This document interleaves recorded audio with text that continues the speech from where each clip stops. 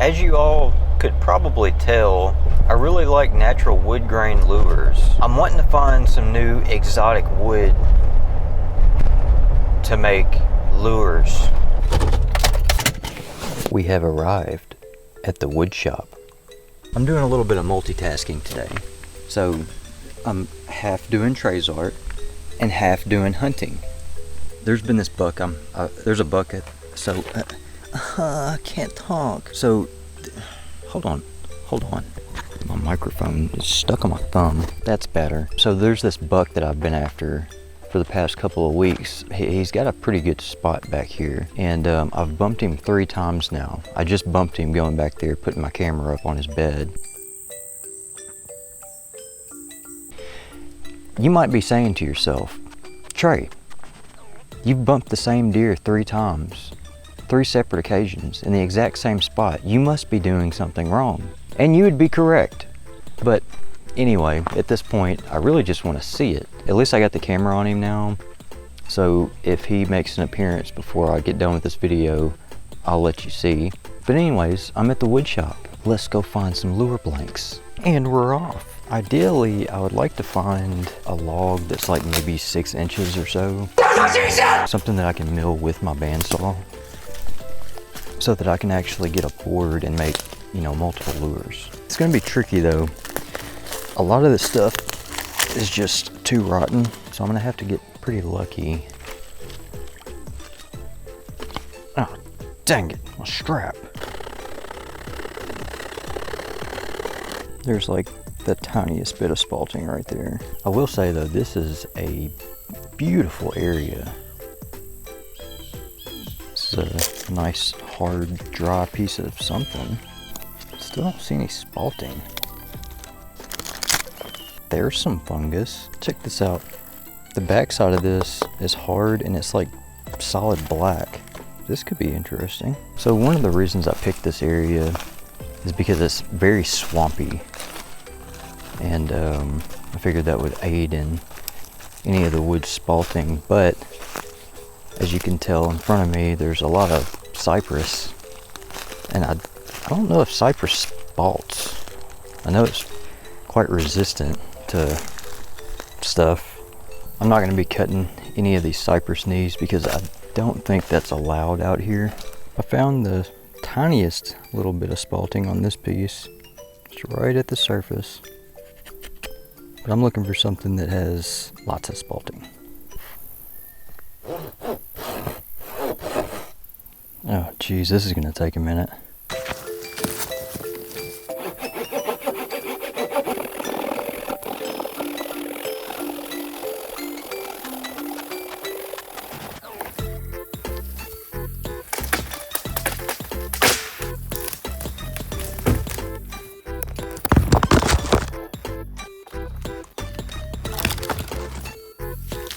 All that work.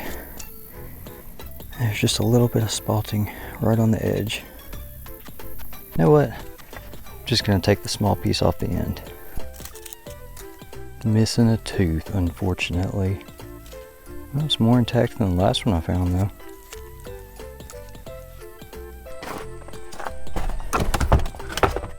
Sometimes I'm a little overambitious.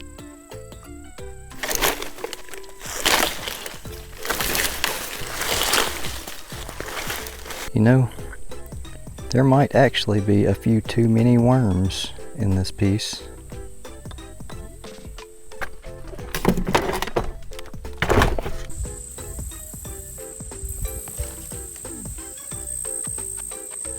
Most of all this is soaked.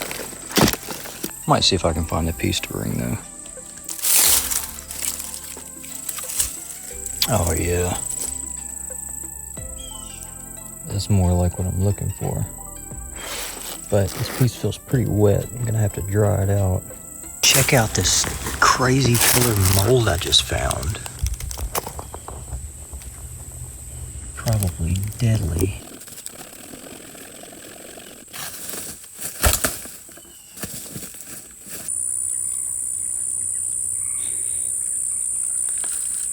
I'm bringing it regardless. All right, I think that's gonna be it. My fishing rod's in there like, oh my God, save me. Don't worry, little guy. These will be your companions.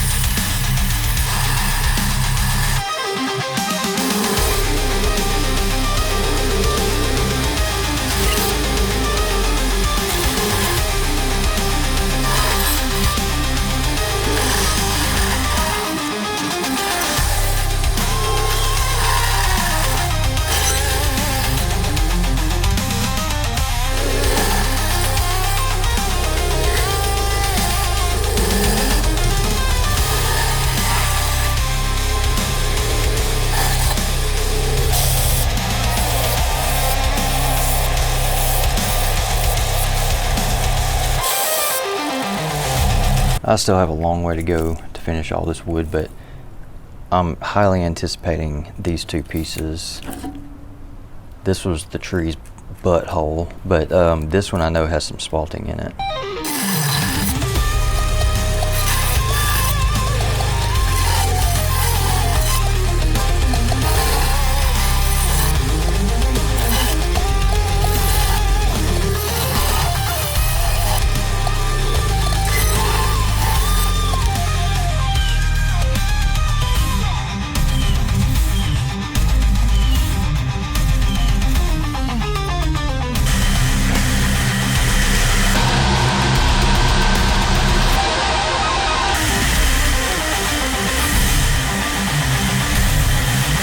I've still got a little bit to do. I cut the root parts off of that cypress, but this is where I've gotten to. The tree's butthole definitely had the most interesting looking pieces. I think all of this is pretty much oak and some of it's cypress. This was a little damp, it's gonna have to dry out some more.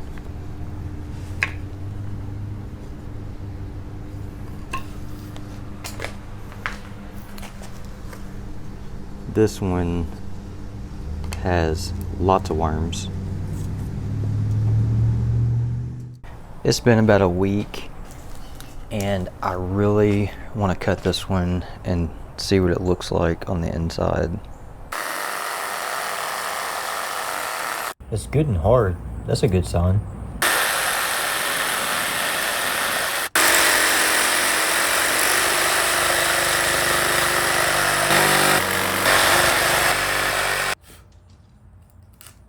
That's some pretty solid wood. Let's try the bandsaw.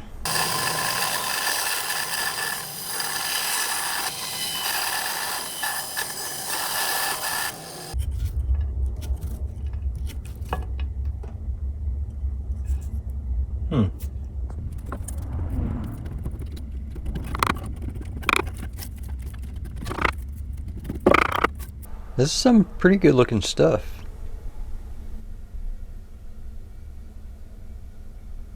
I really couldn't figure out what I wanted to do for this video, so I cut up several pieces. These three right here came from the tree's butthole, as you may recall. These two came from the piece that I just cut. This was like a little scrap end piece. I think I'm gonna cut, which side was it? Yeah, I think I'm gonna cut this side. This one might be interesting. I know it's kind of hard to see, but I'm thinking about doing a two-piece glide bait. I've never built a glide bait. This right here is frass from some wormholes, but I'm gonna leave it in, I think, and just stabilize it instead of digging it out and filling it with resin. Dear God.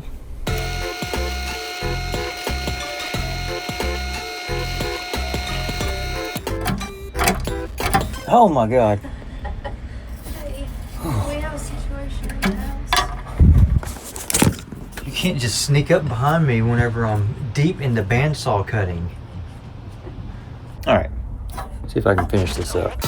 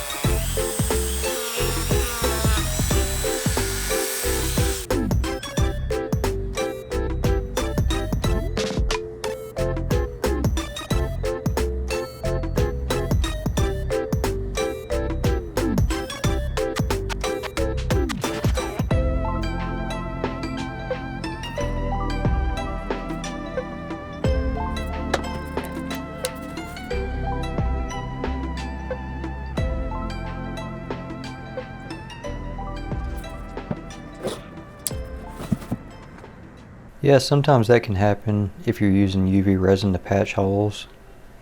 I patched it from the end, and apparently that hole is pretty deep.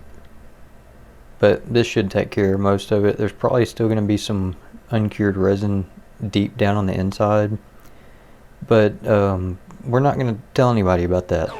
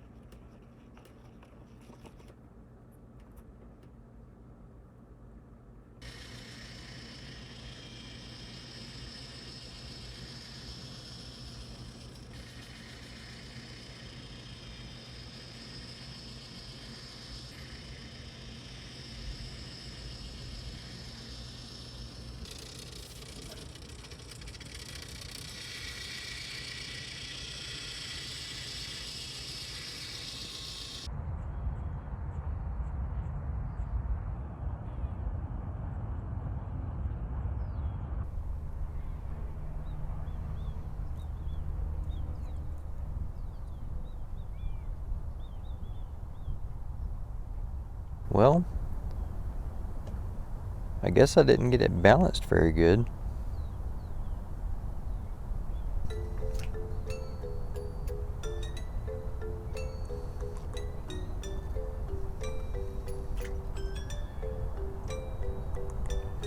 It's got an erratic action.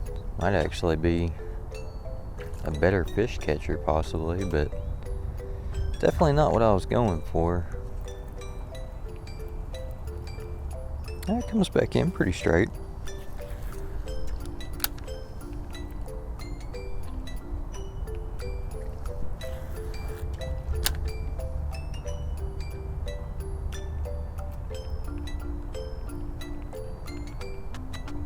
Actually, that might be a good jerkbait.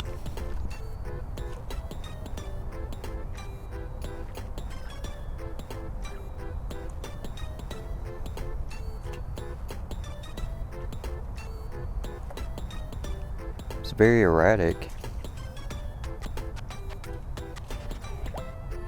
but it's decently stable at the same time.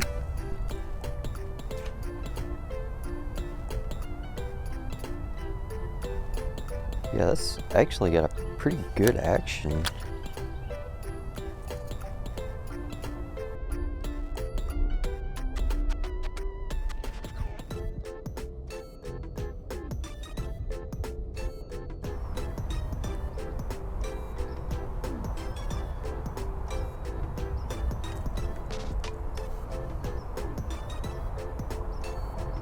I don't know what happened with the clear coat right there and right there.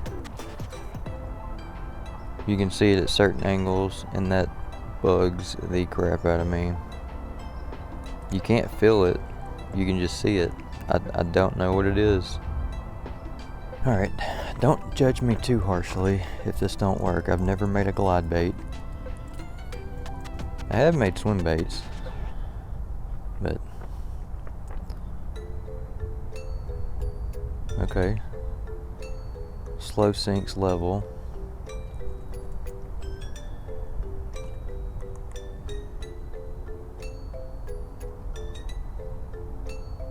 Is that how you do it? Good Lord.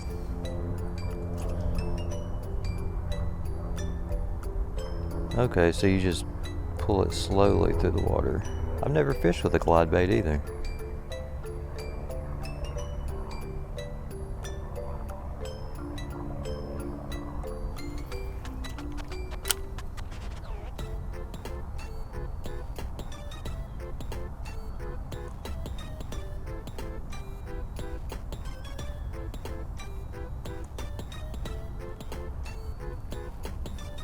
Well,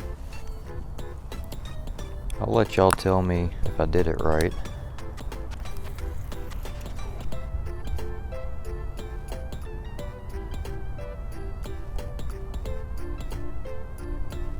Wonder if I can go fast with it.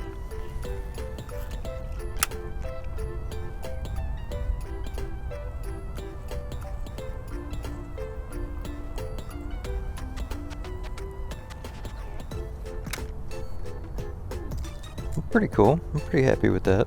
I absolutely love the look of this lure. Yeah, I probably should have filmed this one for the video instead of the jerkbait. Sorry.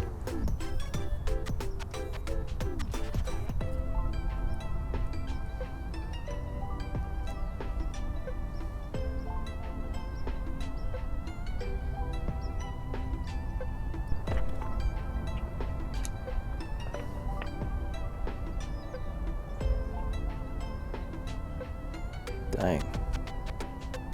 That's a slow float.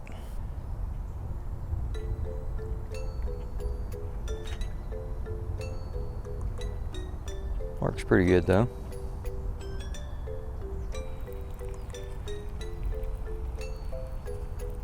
Not bad. Not bad. So this one had a pretty major mishap. The wood in this one ended up being very solid, and whenever I injected super glue inside that screw hole and then tried to crank the screw down, it compressed the super glue. It didn't have anywhere to go, so it found a little crack and bubbled up through my clear coat. That is just unacceptable. This thing may not work anyway. It's very small. Yeah. Garbage.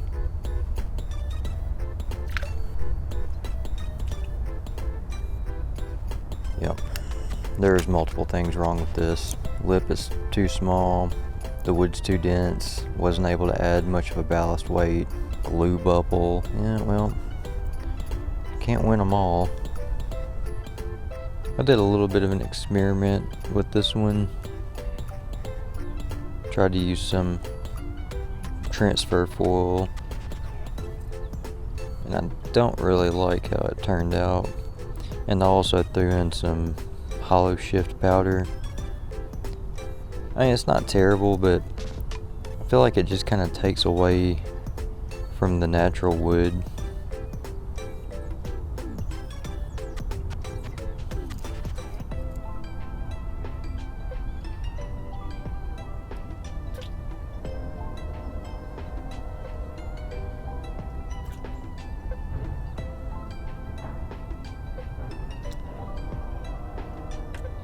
Well, this one works quite good. Some of these might be for sale. I don't know. The little one with the glue bubble is definitely not going to be for sale. This one's got a very tight wobble. Turtle. Ball of shad.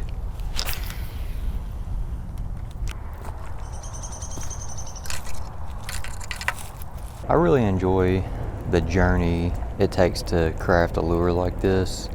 Going out, sourcing the wood, finding natural, interesting patterns, and then the struggle to actually craft it into something usable. And I mean, to be honest, for me, this isn't about making a lure that can catch fish. I mean, yeah, that is kind of the ultimate goal, is to catch fish. But this is more of like an art form for me. I just happen to enjoy fishing. I mean, I could make other things, but I just don't want to. Just something about it, something about lures. There's something alluring about it. But anyways, that's gonna be it for this video. Thanks for watching, bye.